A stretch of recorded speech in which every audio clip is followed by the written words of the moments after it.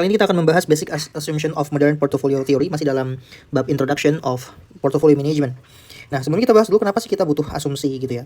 Nah, teori itu selalu berbasis asumsi gitu ya. Jadi teori itu sebenarnya apa sih? Teori itu kan mencoba menjelaskan kejadian, mencoba menjelaskan suatu kejadian. Contoh misalkan teori permintaan atau hukum permintaan. Kalau harganya naik, maka permintaannya turun gitu. Itu kan menjelaskan. Nah, tapi ada asumsi-asumsi, ada penyederhanaan-penyederhanaan gitu ya. Ada kondisi-kondisi yang diasumsikan, itu yang lain tetap misalkan gitu ya. Dalam teori hukum permintaan misalkan. Nah, di sini asumsi ini membuat sesuatu kejadian yang kompleks itu menjadi lebih sederhana, sehingga kita akan berfokus kepada apa yang ingin dijelaskan. Contohnya variabel dependen dengan variabel independennya gitu ya.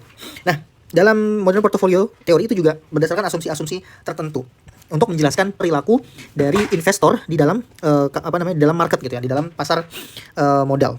Nah, tapi di sini in fact ya, these assumptions are not really observed. Faktanya teori-teori tersebut itu tidak selalu bisa diobservasi gitu ya. Nah, however, if the theory is able to explain a significant real market phenomenon, it is still accepted as valid. Jadi selama teori tersebut bisa menjelaskan fenomena market, maka kita anggap teori itu masih bisa valid untuk menjelaskan perilaku investor di pasar keuangan. Nah, salah satu contohnya adalah Capital Asset Pricing Model Theory atau CAPM. Nah, di sini the assumptions atau asumsi yang dipakai dalam CAPM teori ini sebenarnya unrealistic gitu ya. Contohnya homogeneous expectation, perfect market, ya, lalu equal borrowing and lending rates gitu ya. Nah, ini unrealistic ya. Kenapa? Karena contoh misalkan nggak semua ekspektasi itu dalam kenyataannya itu homogen gitu. Pasti ada ekspektasi yang berbeda. Tapi dalam pasar yang nyata atau real marketnya, itu ternyata ada hubungan positif antara risk premium dengan risk required return. Ini kan CAPM gitu ya. Jadi risk premium required return itu sama dengan risk premium ditambah bla bla bla gitu ya. Ada hubungan positif. Nah, ini sesuai dengan yang dijelaskan oleh teori CAPM. Maka teori CAPM itu masih valid. Nah, di sini ada 4 setidaknya basic assumptions dalam modern portfolio theory gitu ya.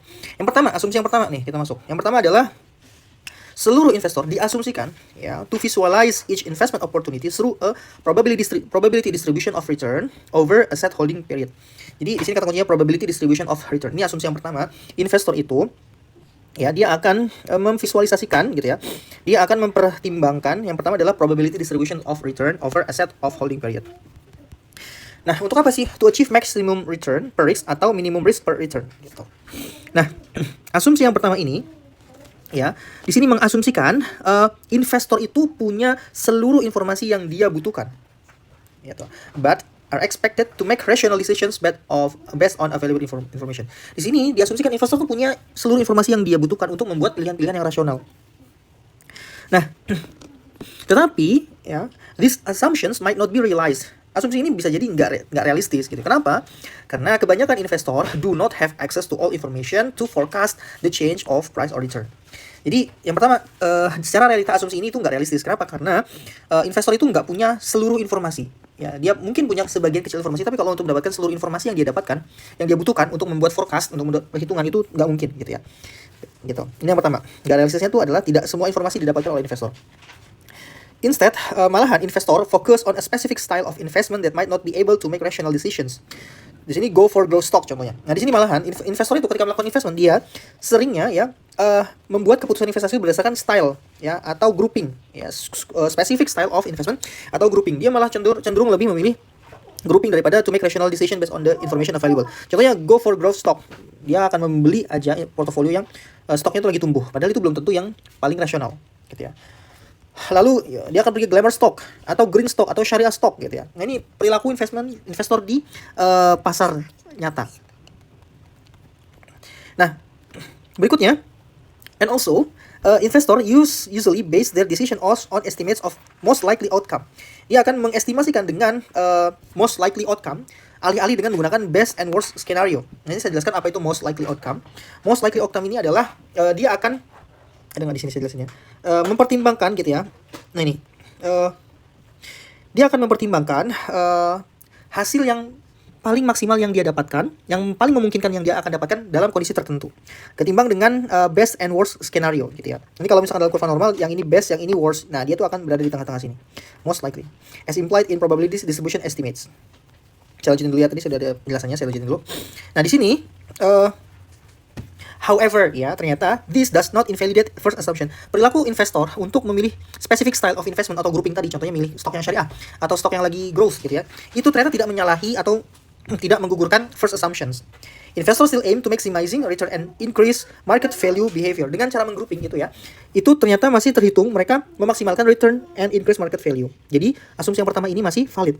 Ya, kenapa dengan cara grouping tadi mereka juga berusaha tuh untuk mendapatkan return yang lebih tinggi atau increase market value mereka. Yang kedua, most likely outcome yang tadi di awal ini, this also most likely still have elements of best and worst outcome but in implicit way. Jadi most likely itu tetap aja ada ada mengandung elemen best and worst skenario. Tapi dalam dalam jalur yang implisit. Maksudnya kalau kita mempertimbangkan sebuah saham untuk mendapatkan return tertentu dengan kondisi ekonomi yang sedang tidak baik begitu ya, maka itu kita sudah mempertimbangkan skenario terbaik dan terburuk yang akan kita dapatkan gitu ya. Jadi most likely outcome ini dalam praktiknya dilakukan oleh investor gitu. Nah, berikutnya asumsi yang kedua, investor itu akan measure risk based on the variability of return, that is standard deviation of variance atau standard deviation di pangkat 2 square. Jadi yang kedua adalah, kalau yang pertama itu bercerita tentang return, yang kedua ini bercerita tentang risk gitu ya. Ini diasumsikan investor itu akan selalu menghitung ya resiko dengan variability of return, dengan standar deviasi dari return. Ya, jadi kalau saya gambarkan gitu ya, kalau return itu ini adalah return ya, ini return. Ini adalah standar deviasi. Nah, return itu bisa di sini. Ya, tetapi standar deviasi itu bisa naik dan turun gitu ya. Ada yang di sini, gitu ya. Ada yang di sini. Maksudnya apa sih? Dia sebagai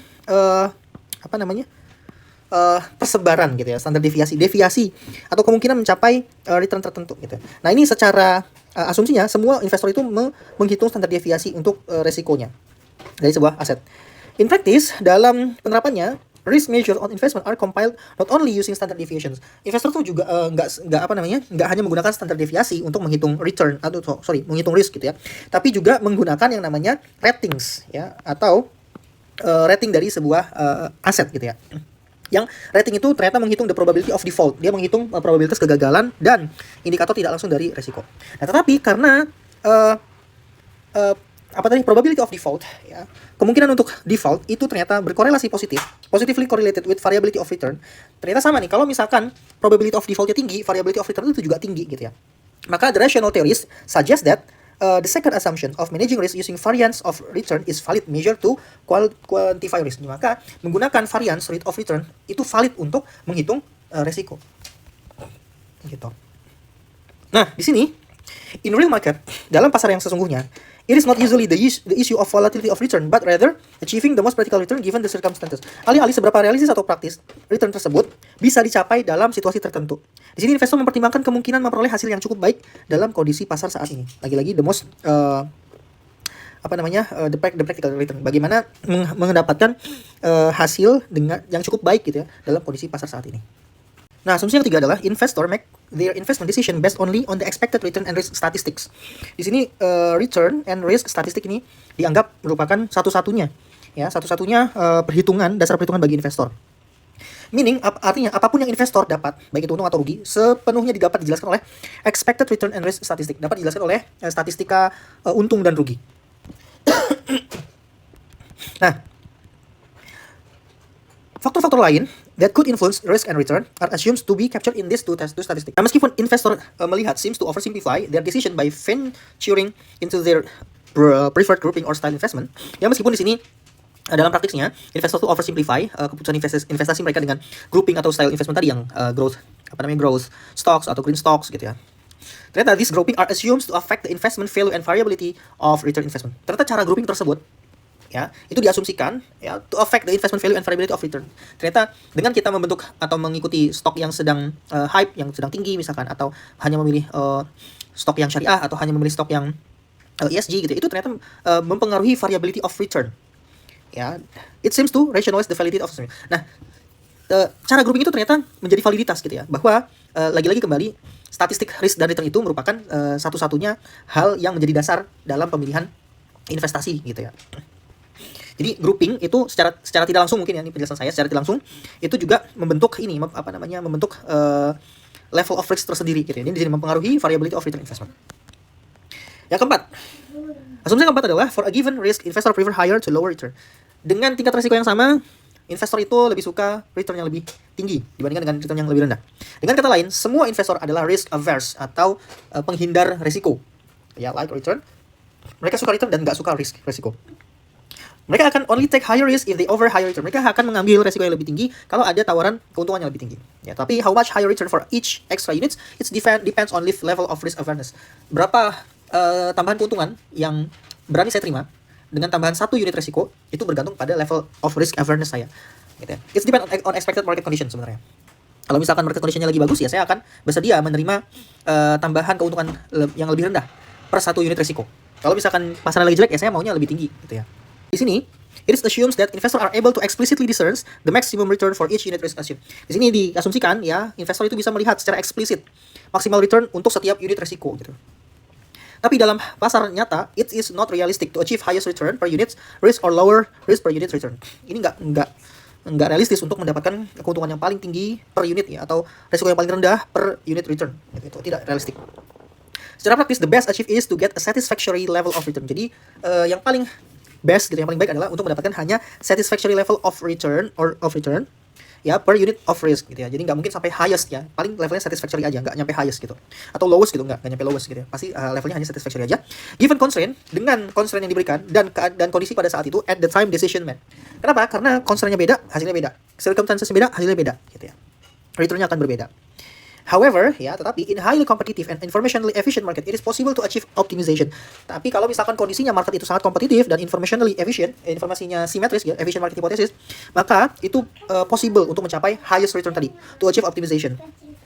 And there is a fair level of competitions. Adanya level of competition yang fair, gitu ya, amongst manager and investor. Then the intended outcome might be consistent, ya, with four assumption. Kalau misalkan kondisi pasarnya efisien, kompetitif ya, fair gitu ya, maka ini akan konsisten dengan 4 asumsi yang tadi.